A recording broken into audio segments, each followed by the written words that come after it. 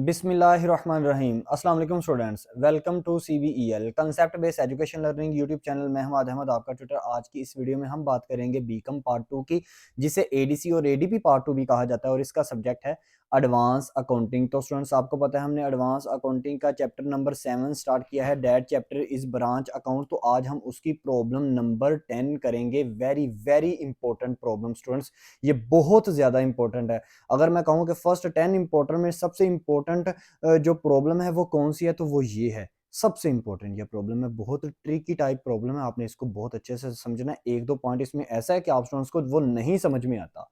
तो students, video को start करने से पहले आप स्टूडेंट्स से ये रिक्वेस्ट है, वीडियोस को लाइक करें, चैनल को सब्सक्राइब करें और इन वीडियोस को ज्यादा से ज्यादा काइंडली अपने फ्रेंड्स में भी शेयर करें, ताकि आपके साथ साथ उनका भी बेनिफिट हो और उनको भी हर कंसेप्ट की अच्छे से समझ में आ जाए। तो स्टूडेंट्स, आपने सुहेल अफजल की बुक स्टार्ट ओपन करनी है, चाहे आपके पास न्यू एडिशन की है चाहे ओल्ड एडिशन की है, कोई फर्क नहीं पड़ता, सिर्फ ईयर में तब्दीली होती है, बाकी अमाउंट स्टेटमेंट बिल्कुल सेम टू सेम रहती है। तो सबसे पहले मैं क्वेश्चन की रीडिंग करने से पहले ना आपको कुछ चीजें बताना जरूरी है, जो कि हर वीडियो में मैं बताता आ रहा हूँ। जब भी आपने पेपर में क्वेश्चन करना है, या वैसे भी ब्रांच अकाउंट का क्वेश्चन करना है, तो खुद को हेड ऑफिस समझना है।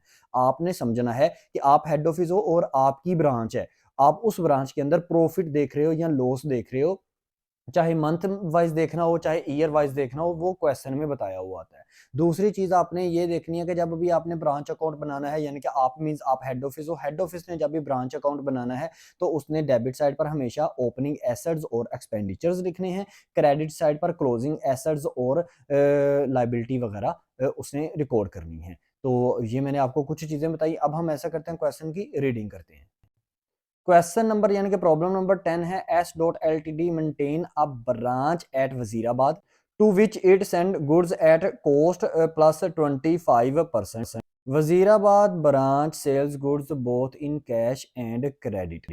All collection and cash was directly deposited to head office bank account. All expenses were paid directly by head office. आगे लिखा हुआ है from the following information prepared the branch account at Wazirabad. यानी कि यहाँ तक उसने क्या कहा है आपको, आपको उसने दो इन्फॉर्मेशन दी हैं। उसने कहा कि एक तो ब्रांच है वजीराबाद के अंदर, ब्रांच है इस S.Ltd की, ठीक है जी। और दूसरा उसने ये कहा है कि ये जितनी भी हेड ऑफिस को ये वजीराबाद ब्रांच जो है वो सेल यानी कि सेल करके, चीजें सेल करके एज अ इनकम बेचता है ना, पैसे बेचता है हेड ऑफिस को, वो चीजें सेल करती है ये ब्रांच वजीराबाद ब्रांच, कैश में भी और क्रेडिट में भी। ऊपर वाले क्वेश्चन नंबर 9 में जस्ट ये लिखा हुआ था कि जो ब्रांच है ना वो चीजें सेल करती है ओनली क्रेडिट। तो यहाँ पर उसने हमें मेंशन कर दिया कि चीजें जो सेल की जाती हैं वो कैश पर भी सेल की जाती हैं, क्रेडिट पर भी सेल की जाती हैं। तो आप ये पॉइंट अपने माइंड में रखना। दूसरा उसने कहा कि तमाम expenditure Wazirabad sorry head office अपनी ब्रांच का खुद ऑल एक्सपेंडिचर वो खुद उठाता है।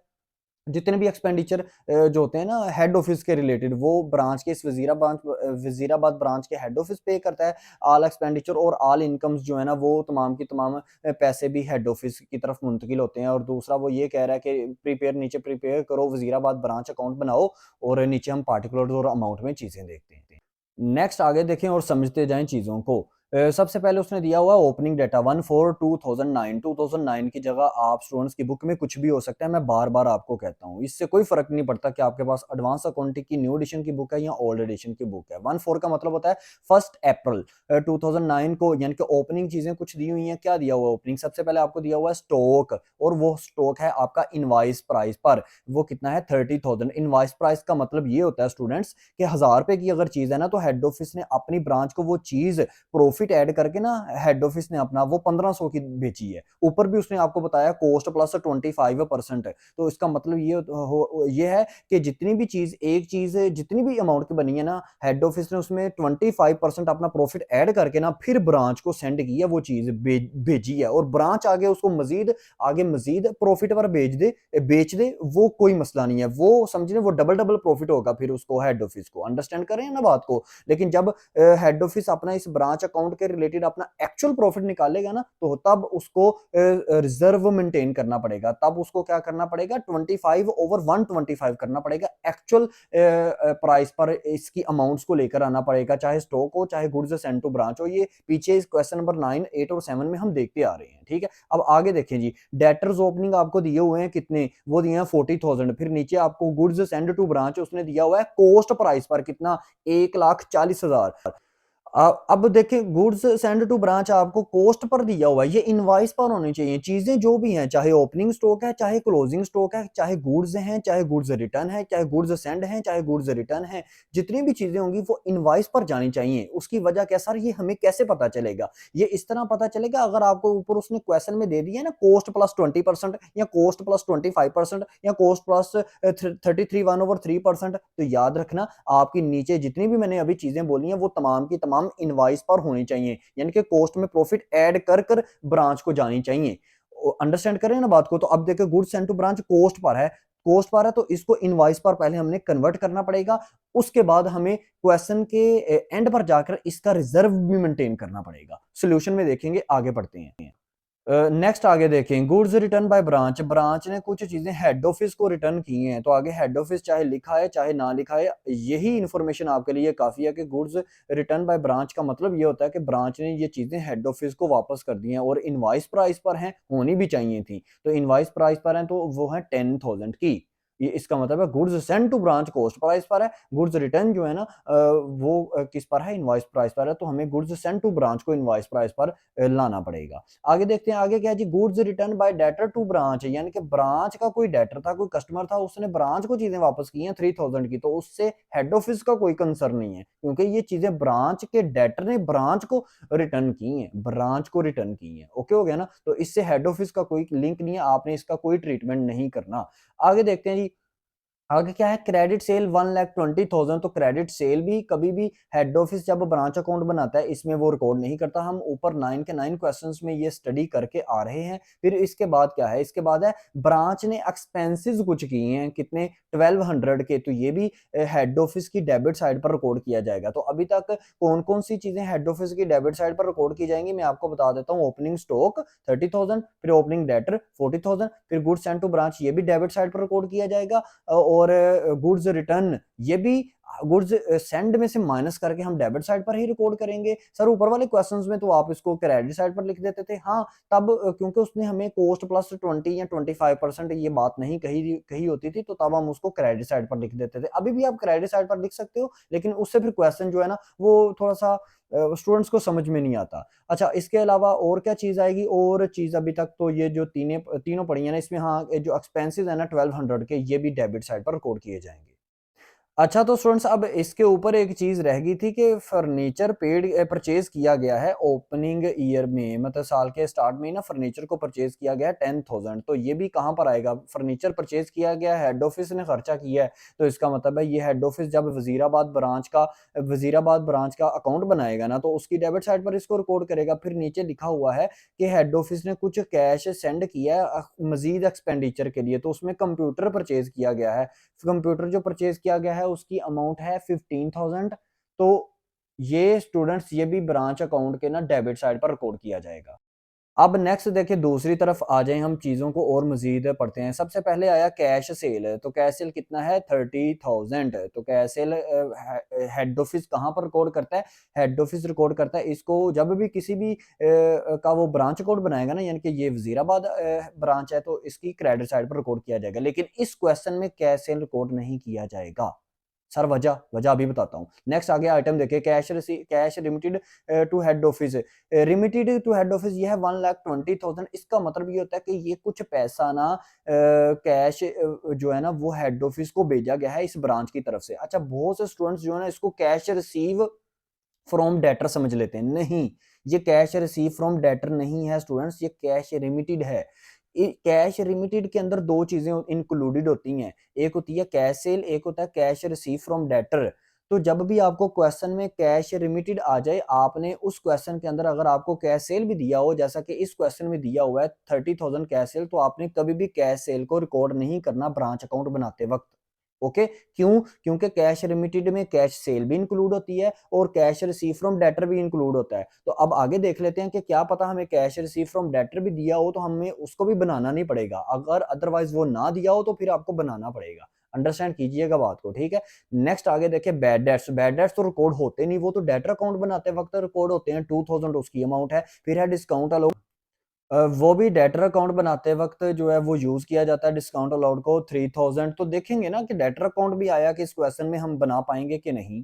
नेक्स्ट स्टूडेंट्स आगे देखें एबनॉर्मल लॉस एट इनवाइस। अब कुछ लॉस हो चुका है, एबनॉर्मल लॉस का आपको पता है ना, वो लॉस जो रिकवर नहीं हो पाता, तो हमेशा एबनॉर्मल लॉस को हम हेड ऑफिस जो है ना अपनी ब्रांच के अंदर, उसको एबनॉर्मल लॉस हो जाए तो उसको क्रेडिट साइड पर रिकॉर्ड किया करता था। ऊपर वाले 9 क्वेश्चन के अंदर भी एक क्वेश्चन ऐसा है जिसमें एबनॉर्मल लॉस हमने रिकॉर्ड किया था। नॉर्मल लॉस आ जाए तो तब नहीं, वो यहाँ पर नहीं आता। हेड ऑफिस जब ब्रांच अकाउंट बनाता है, वो ब्रांच अकाउंट के नहीं अंदर नहीं लिखा जाता नॉर्मल लॉस, तो अब नॉर्मल लॉस क्रेडिट साइड पर लिखा जाएगा। अब ये भी इनवाइस प्राइस पर है, तो इसका मतलब है हम इसका भी रिजर्व मेंटेन करेंगे। ओके हो गया। तो गुड्स के रिलेटेड कोई भी आपको चीज आ जाए, एंट्री आ जाए, आपने उसका रिजर्व लाजमी मेंटेन करना है, क्योंकि कॉस्ट प्लस 25% ऊपर दे दिया गया है। अमाउंट देखें इसकी अब नॉर्मल लॉस की कितनी है, 8000। आगे नेक्स्ट क्या है, वो उसने कुछ चेक सेंड किया है, मतलब हेड ऑफिस ने ब्रांच को कि भाई कुछ एक्सपेंसेस को मीट कर लो, कुछ एक्सपेंसेस मजीद जो है ना वो कर लो, तो ये भी हेड ऑफिस की डेबिट साइड पर आएंगे। अमाउंट है 12000। आगे देखें कुछ अब क्लोजिंग चीजें हैं कितनी, ये 31 मार्च 2010 की जगह आपकी बुक में 2017 भी हो सकता है। सबसे पहले आपको दिया हुआ क्लोजिंग डेटर, तो हमेशा क्रेडिट साइड पर रिकॉर्ड किए जाते हैं ब्रांच अकाउंट की, वो कितने हैं 45,000। फिर है क्लोजिंग, आपको दिया हुआ है स्टॉक, एंडिंग स्टॉक या क्लोजिंग स्टॉक 40,000 है, ये भी आपको आप ब्रांच अकाउंट की क्रेडिट साइड पर रिकॉर्ड करेंगे। फिर क्लोजिंग फॉर कंप्यूटर दिया हुआ है 14,000, तो ये भी क्रेडिट साइड पर रिकॉर्ड हो जाएगा। फिर क्लोजिंग फर्नीचर दिया हुआ है 9,500, तो ये भी क्रेडिट साइड पर रिकॉर्ड हो जाएगा। अब स्टूडेंट्स बात को अंडरस्टैंड करना है, जरा 2 मिनट मेरी बात को समझें। इस क्वेश्चन के अंदर आप तो ब्रांच अकाउंट तो बनाएंगे लेकिन दो अकाउंट मजीद बनाएंगे, क्या? Cash receive from debtor. आपको कहीं पर नजर आया कैश रिसीव फ्रॉम डेटर? नहीं। अच्छा सर, आपने खुद ही तो अभी बोला कि cash remitted bye head office हो तो उसके अंदर दो चीजें इंक्लूड होती हैं, एक होता है कैश सेल, एक होता है कैश रिसीव फ्रॉम डेटर। तो अगर हमें कैश सेल उसने दे दिया 30,000, तो कैश रिसीव फ्रॉम डेटर उसने नहीं भी दिया हुआ, तो इससे क्या फर्क पड़ता है? तो कैश रिसीव फ्रॉम डेटर जो है, कैश रिसीव फ्रॉम डेटर जो है वो कैश रिमिटेड के अंदर इंक्लूडेड है। बिल्कुल आप ठीक कह रहे हैं, इंक्लूडेड है, लेकिन हमें बनाना पड़ेगा। उसकी वजह क्या है? उसकी वजह ये है स्टूडेंट्स, हमको इस क्वेश्चन के अंदर क्लोजिंग कैश भी बनाना पड़ेगा। यानी कि हमने ये देखना है कि इस साल के एंड में, यानी कि 31 मार्च 2010 के एंड में हमारे पास, यानी कि ब्रांच के पास, हेड ऑफिस ने ये देखना है कि क्लोजिंग कैश कितना मौजूद है। वो सर क्यों देखना है? वो इसलिए देखना है कि क्योंकि आपको कैश रिमिटेड वाली लाइन आ गई है। जब भी कैश रिमिटेड वाली लाइन आ जाए ना, तो आपने ये लाजमी देखना है उस क्वेश्चन के अंदर कि आप यानी कि उस ब्रांच के पास at the end of year उसके पास क्लोजिंग कैश कितना, क्लोजिंग कैश ऑन हैंड उसके पास कितना है।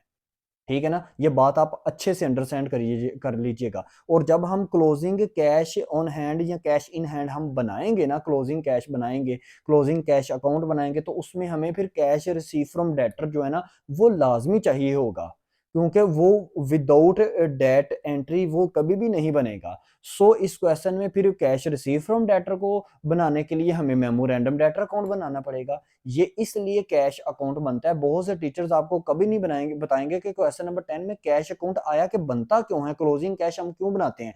पहले 9 क्वेश्चन के अंदर तो हम नहीं बनाते। तो ये छोटा सा पॉइंट है, मजीद इसको एक्सप्लेन करूंगा, सोल्यूशन की तरफ मूव ऑन करते हैं। अच्छा तो स्टूडेंट्स अब हम सॉल्यूशन की तरफ मूव ऑन कर गए हैं। सबसे पहले आपने ऊपर क्या लिखना है, आपने ऊपर इसी तरह फॉर्मेट बना लेना है। सबसे पहले ऊपर s.ltd, फिर उसके बाद आपको वजीराबाद ब्रांच अकाउंट, नीचे आप डेट दे दीजिएगा। फिर आपने इसका फॉर्मेट बना लेना है इसी तरह, डेट पार्टिकुलर रुपीज, फिर डेट पार्टिकुलर रुपीज। तो स्टूडेंट्स पार्टिकुलर की जगह प्रीवियस क्वेश्चंस के अंदर कभी मैं रेफरेंस लिखता आ रहा हूँ, कभी मैं डिटेल लिखता आ रहा हूँ, तो कोई इससे कंसर्न नहीं है, आप कोई भी वर्ड यूज कर सकते हैं। सबसे पहले डेबिट साइड पर आ जाए, जो आपको आपकी स्क्रीन पर लेफ्ट साइड पर 3 कॉलम नजर आ रहे हैं ना, डेट पार्टिकुलर और अमाउंट के, यानी कि रुपीज के, ये आपकी क्या है, डेबिट साइड है। और राइट साइड पर जो आपको आपकी स्क्रीन पर 3 कॉलम नजर आ रहे हैं, डेट पार्टिकुलर और रुपीज के, ये क्या है, ये क्रेडिट साइड है।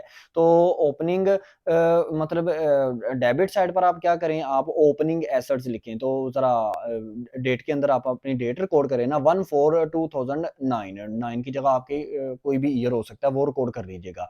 पार्टिकुलर में लिखेंगे बैलेंस बी बटा डी। सबसे पहले ओपनिंग स्टॉक कितना है 30,000 रुपीज के कॉलम में उसकी अमाउंट आपने लिख दी। फिर थे आपके पास ओपनिंग डेटर्स कितने 40,000 रुपीज के कॉलम में आपने उसकी अमाउंट लिख दी। फिर उसके बाद था गुड्स सेंड टू ब्रांच, ये एक्सपेंस था ना हेड ऑफिस का, तो हेड ऑफिस इसको डेबिट साइड पर रिकॉर्ड करेगा। कितनी अमाउंट थी 1,40,000, लेकिन इसको रुपीज के कॉलम में रिकॉर्ड वो नहीं करेगा। उसकी वजह क्या है, क्योंकि उसने कहा था कि ये कॉस्ट पर है, तो कॉस्ट पर है तो इसको इनवॉइस पर कन्वर्ट करो। कॉस्ट का मतलब ये होता है कि एक्चुअल प्राइस बता दी थी, लेकिन हमने इनवॉइस पर कन्वर्ट करना है। क्यों सर, वजह बता दें भाई। उसने क्वेश्चन में आपको कहा नहीं है कॉस्ट प्लस 25% है, यानी कि हेड ऑफिस जो भी चीज बेच रहा है, जो भी गुड्स बेच रहा है, वो एक्चुअल प्राइस पर नहीं बेच रहा, वो कॉस्ट में कुछ प्रॉफिट 25% प्रॉफिट ऐड करके चीजें बेच रहा है। तो ये गुड्स सेंड टू ब्रांच को ना उसने हमसे ना मतलब समझने के खेल खेला है। उसने आपको एक्चुअल प्राइस दे दिया, आप इसको इनवॉइस प्राइस पर चेंज करो। जब हम कॉस्ट में 25% ऐड कर लेते हैं ना, तो उसको कहते हैं इनवॉइस प्राइस, फिर वो कॉस्ट प्राइस नहीं रहती। एक चीज अगर 1,000 रुपए की है, मैं हेड ऑफिस हूं, मैं वजीराबाद को वही चीज 1,500 की दे रहा हूं, तो इसका मतलब मैंने 500 रुपया ऐड करके उसको अब मैंने इनवॉइस प्राइस पर चीजें बेच दी हैं, कॉस्ट पर नहीं बेची। अंडरस्टैंड होगी आई होप सो आपको बात। तो जब भी कॉस्ट प्राइस पर चीज हो, उसको इनवॉइस प्राइस पर कन्वर्ट करना हो, तो 25 डिवाइडेड 100 करेंगे। याद रखिएगा बात, क्योंकि अमाउंट ऐड करनी है, लेस नहीं करनी। अमाउंट ऐड करेंगे तो डिवाइडेड 100, लेस करेंगे तो डिवाइडेड 125। तो 1,40,000 मल्टीप्लाई बाय 25 डिवाइडेड बाय 100, तो आपके पास अमाउंट आएगी 35,000। तो इस 35,000 को ऐड कर दें 1,40,000 में, तो आपके पास आएगा 1,75,000। अब इस अमाउंट को भी आप बाहर नहीं लिखेंगे, इसके सामने लिख देंगे जी गुड्स इनवॉइस्ड। मतलब अब ये हमारी जो चीजें थी ना, ये गुड्स सेंड टू ब्रांच जो हेड ऑफिस ने सेंड की थी, अब ये इनवॉइस पर तब्दील हो चुकी हैं 1,75,000 की। अब इसमें से कुछ चीजें थी रिटर्न, रिटर्न वाली चीजें यहां से ही लेस करते हैं, तो आपके लिए बेहतर रहेगा, क्योंकि बाद में जब आपने रिजर्व मेंटेन करना है ना, तो आपको बहुत सहूलत होगी। तो लेस कर दें गुड्स रिटर्न कितनी है 10,000, तो 1,75,000 में 10,000 लेस किया, तो आपके पास रुपीज के कॉलम में अब अमाउंट आ जाएगी 1,65,000। Okay, I hope so you are understand my point. आगे देखिए नहीं, आगे आपने क्या करना है, वो जो आपको पता है ना, कुछ चेक सेंड किया था हेड ऑफिस ने ब्रांच को कि भाई एक्सपेंसेस मीट कर लो, वो 12,000 के। तो चेक था ना, तो इसलिए मैंने बैंक लिख दिया। बैंक का वर्ड लिख देंगे, जब भी चेक आएगा ना, तो आप सोल्यूशन में बैंक का वर्ड लिख देंगे। तो बैंक एक्सपेंसेस कितने हैं 12,000, डायरेक्ट ही अमाउंट आपने रुपीज के कॉलम में लिख दी। फिर थे आपको पता है कि ओपनिंग कंप्यूटर परचेज किया गया था, ये भी तो एक्सपेंस किया था ना हेड ऑफिस ने, कंप्यूटर परचेज करके दिया था। किसको, ब्रांच वजीराबाद ब्रांच को, तो हेड ऑफिस को रिकॉर्ड करेगा। उसकी अमाउंट क्या थी 15,000 है। इसके बाद आपको नीचे ना एक एबनॉर्मल लॉस की रिजर्व नजर आएगा, फिर आपको एक स्टॉक रिजर्व नजर आएगा। रिजर्व मैं बाद में समझाऊंगा, अब हम क्रेडिट साइड पर मूव ऑन करते हैं। क्रेडिट साइड की तरफ मूव ऑन कर देते हैं। तो सबसे पहले डेट में आप डेट लिख लीजिएगा ना, एंडिंग डेट लिख लें। डेट अगर मैं बोलना भी भूल जाऊं ना, तो आप स्टूडेंट्स काइंडली ये थोड़ा सा ना माइंड मत करें, डेट को आप लिख लिया करें जैसे जैसे आपको पिक्चर्स में मैं बता रहा होता हूं। तो अब देखिए ना, आगे क्रेडिट साइड पर सबसे पहले आप क्या लिखेंगे, आप कैश सेल नहीं लिखेंगे। काइंडली स्टूडेंट्स इस क्वेश्चन में आप मेहरबानी करके कैश सेल ना लिखिएगा, ठीक है ना। क्यों सर, वजह क्या है, वजह ये है कि अगर आपको क्वेश्चन में कैश रिमिटेड आ जाए, तो उसके अंदर कैश सेल भी इंक्लूड होती है, उसके अंदर कैश रिसीव फ्रॉम डेटर भी इंक्लूड होता है। तो कैश सेल 30,000 जो आपको इस क्वेश्चन में दिया हुआ है, आपने उसको नहीं रिकॉर्ड करना ब्रांच अकाउंट की क्रेडिट साइड पर। आप डायरेक्ट लिख दें बैंक कैश रिमिटेड, अमाउंट में अमाउंट डालें 1,20,000। इसके बाद है अबनॉर्मल लॉस, वो भी हम क्रेडिट साइड पर लिखेंगे, तो वो कितना था 8,000। फिर उसके बाद हमें कुछ बैलेंस सी बटा डी, यानी कि क्रेडिट हमें क्रेडिट साइड पर ना हमें कुछ क्लोजिंग एसेट्स दिए थे। नंबर 1 है आपके पास कैश 5,800। सर रुक जाए सर, ये 5,800 कहां से आ गया, कैश कहां से आया 5,800? क्वेश्चन में तो कोई ऐसी चीज नहीं है भाई। मैंने आपको जब क्वेश्चन की रीडिंग करवाई है ना, तो मैंने आपको ये कहा है कि जब भी क्वेश्चन के अंदर कैश रिमिटेड आ जाए ना, तो आपने हमेशा उस क्वेश्चन के अंदर क्लोजिंग क्लोजिंग कैश अकाउंट लाजमी बनाना है। तो ये वहां से आया है ये पैसा 5,800, यानी कि साल के एंड में ना 31/3/2010 के एंड पे इस वजीराबाद ब्रांच अकाउंट के बॉक्स में उसके हाथ में कितना पैसा पड़ा हुआ था ये हमने देखना है। ये तब बनेगा कैश अकाउंट जब आपके पास क्वेश्चन में कैश रिमिटेड दिया होगा। तो इसको बनाएंगे नेक्स्ट आने वाली मतलब पिक्चर के अंदर हम इसी को बनाकर ये अमाउंट के ऊपर मैं डिस्कस करूंगा कि ये कैसे हमने बनाना है। आगे देखें, डेटर्स क्लोजिंग दिए हुए हैं 45,000 और स्टॉक क्लोजिंग दिया हुआ है आपको 40,000। इसके बाद है कंप्यूटर क्लोजिंग दिया हुआ था, ये भी एसेट था 14,000 और फर्नीचर क्लोजिंग दिया हुआ था, ये भी एसेट था 9,500।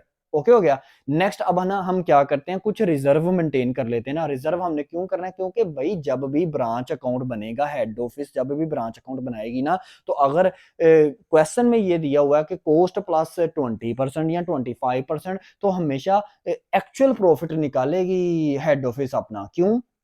क्योंकि अगर इनवॉइस प्राइस पर ही जिस प्राइस पर चीजें हेड ऑफिस ने ब्रांच को सेंड की हैं, अगर उसी प्राइस पर ही हेड ऑफिस अपना प्रॉफिट निकालेगा ना, तो हमेशा प्रॉफिट कम आएगा। तो उसने क्या करना है, एक्चुअल प्राइस देखनी है कि इन चीजों की एक्चुअल में प्राइस कितनी थी। उसने तो आपको पता है 25% प्रॉफिट ऐड करके हर चीज भेजी हुई है ब्रांच को। तो सबसे पहले ओपनिंग स्टॉक कितना दिया होता है, वो डेबिट साइड पर देखें 30,000 है, तो उसका रिजर्व बनाएं, दूसरी साइड पर बनेगा। डेबिट साइड का रिजर्व बनाना हो तो क्रेडिट साइड की तरफ बनेगा, क्रेडिट साइड का रिजर्व बनाना हो तो डेबिट साइड की तरफ बनेगा। तो डेबिट साइड के ऊपर क्या था, स्टॉक 30,000, इसका क्रेडिट साइड पर आपने रिजर्व बनाना है तो आपने लिखना है stock reserve 30,000 multiply by 20 divided by 125।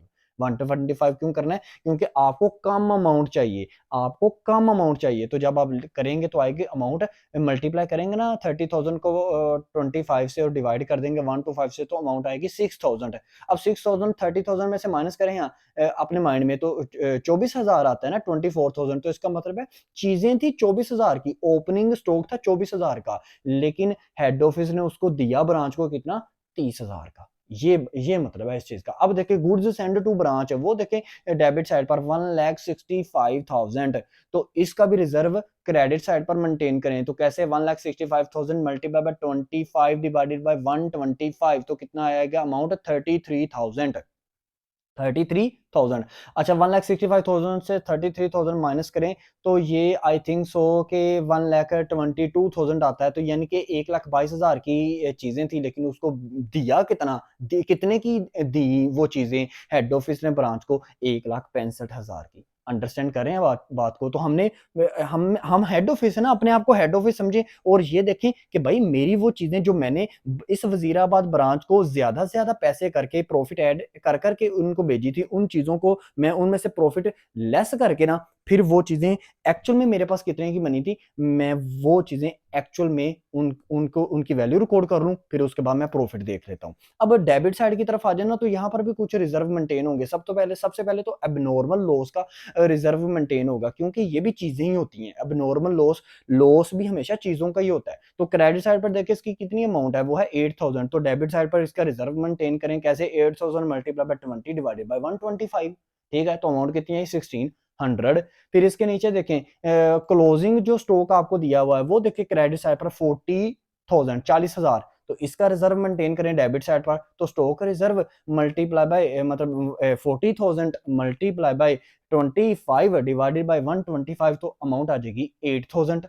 तो 40,000 में से 8,000 माइनस करें तो इसका मतलब है क्लोजिंग जो चीजें बचती थी ना, वो 32,000 की एक्चुअल में बचती थी, लेकिन क्योंकि प्रॉफिट ऐड हुआ पड़ा था ना, इसलिए वो 40,000 की हमें नजर आ रही थी। तो अब ये देखिए, ये तमाम चीजें उसने रिजर्व भी मेंटेन कर लिया। अब जस्ट एक अमाउंट है, वो है कैश 5,800। वो अमाउंट मैंने बस आपको समझानी है, उसके बाद दोबारा इस पिक्चर की तरफ मूव ऑन करूंगा, फिर आपको प्रॉफिट निकाल के दूंगा जो आपकी बुक के अंदर भी लिखा हुआ है। तो अब हम नेक्स्ट मूव ऑन करते हैं।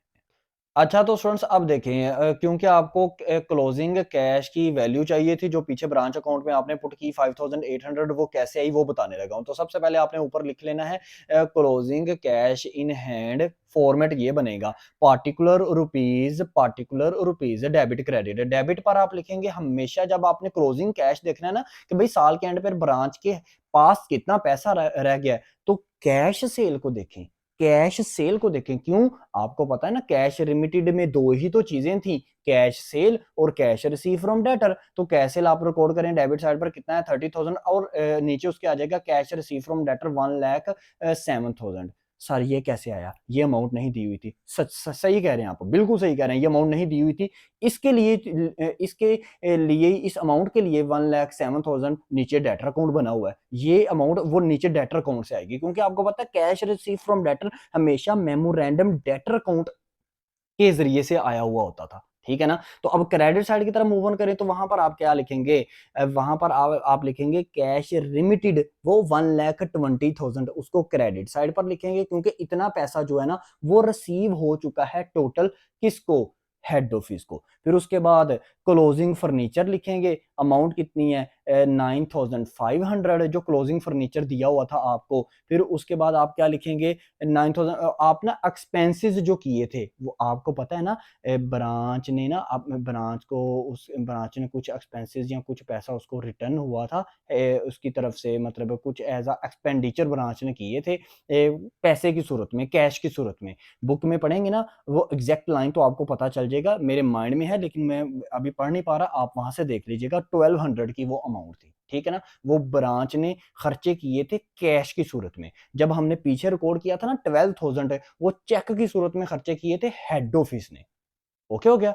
तो जो चेक की सूरत में खर्चे थे वो हमने पीछे रिकॉर्ड कर रही है 12,000, ये कैश की सूरत में खर्चे थे। तो क्योंकि हम कैश अकाउंट बना रहे हैं इसलिए ये यहाँ पर रिकॉर्ड होंगे। अब क्योंकि ये डेबिट और नीचे आपको बैलेंस नजर आ रहा है, बैलेंस C/D ये आपको नजर आ रहा है 5,800। तो ये कैसे आया, जब डेबिट साइड को आप जमा करेंगे उसमें से क्रेडिट साइड माइनस करेंगे ना, डेबिट साइड आपकी आएगी 1,37,000, इसमें से क्रेडिट साइड माइनस करें तो 5,800 आएगा। अब चूंकि ये हमें दिया हुआ है ना, ये देखें ना स्टूडेंट्स, ये हमें दिया हुआ है क्या नाम है, कैश रिसीव फ्रॉम डेटर 1,07,000। तो भाई ये कैसे आया, cash receive from debtor sir ji हमेशा डेटर अकाउंट बनाने से आता है, मेमोरेंडम डेटर अकाउंट बनाने से आता है। तो बिल्कुल वो देखो पिक्चर के नीचे नजर आ रहा है कि मेमोरेंडम डेटर अकाउंट जो है ना वो बना हुआ है। मैं आपको बनाकर दिखाता हूँ। सबसे पहले आप क्या लिखेंगे, ऊपर हेडिंग देंगे मेमोरेंडम डेटर अकाउंट, उसके बाद उसका फॉर्मेट बनाएंगे पार्टिकुलर रुपीज, डेबिट साइड और क्रेडिट साइड आपको नजर आ रही है। डेबिट साइड पर आप क्या लिखेंगे, आप लिखेंगे credit sale, credit sale debit side पर लिखा करते थे। फिर आप ओपनिंग डेटर्स भी लिखेंगे।